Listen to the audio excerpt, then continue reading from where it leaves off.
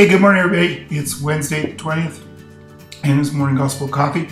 Just a reminder, I put the reading up there on little caption before this video. And hit pause, read the scripture passage, and then come on back. Okay. So this passage continues on from the story. So yesterday, remember, it was Zacchaeus in Jericho, and then he says people are listening to Jesus speak. And he tells them about the parable of the kingdom because they're thinking that it's going to appear immediately. So he tells the story again of a nobleman who goes off to a distant country to obtain the kingship for himself and gives his servants, 10 of his servants, and gave them gold coins and says, engage in trade with these until I remain. And then there's also a group who followed after him who are going to contest this man's kingship. So then he comes back and he calls the servants, and these servants come forward with the coins. They return the coins to him, but then they also give him extras, the money that they've made, and he rewards and he thanks them for doing good works. But then again, he gets the last one who just kind of hid his money and gave him back exactly what he got. And Jesus condemns him. And so I think in his gospel there's three groups of people.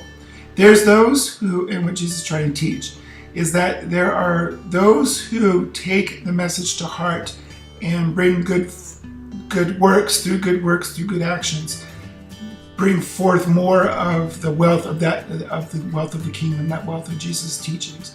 So they're the ones out there who are doing good for others, sharing what they have with others, being compassionate, generous, and giving. And by doing so, attracting more people to repeat these good gestures so that goodness increases. But then there are others who are lukewarm, who don't do anything. Like, yeah, I believe, and then they call it good. But they don't do any good. They don't share their faith. They don't we would say be Catholic, truly, with those others around them. And Jesus, he says, what's he say? He takes that faith away from him, and that person then leaves with nothing. And of course, then there's the final group, those who actively contested, actively fought against the man in the parable. And these are the people who actually fight against doing what is right, what is good. Those who attack us, insult us for being welcoming, for reaching out to those who are rejected. And so Jesus says those will die. So the question then for us is, which three groups do we belong to?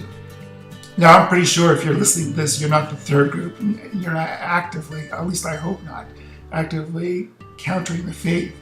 But we have to be very careful. We just don't slip into that middle group, the person who just kind of like, yeah, I believe, but we do nothing with it. We have to be very careful we're not into that group. And it can be subtle. We get lazy, we get bored, we get distracted, we remain ignorant. And so we always have to be very, very careful which group we're doing at. And then, as always, we look around and say, what are we sowing in our lives? Are we creating more wealth by doing what is good? And so today, look for those opportunities to create more wealth by doing good, by doing what is right, by doing what is just. So you have a good day, and I'll be back here.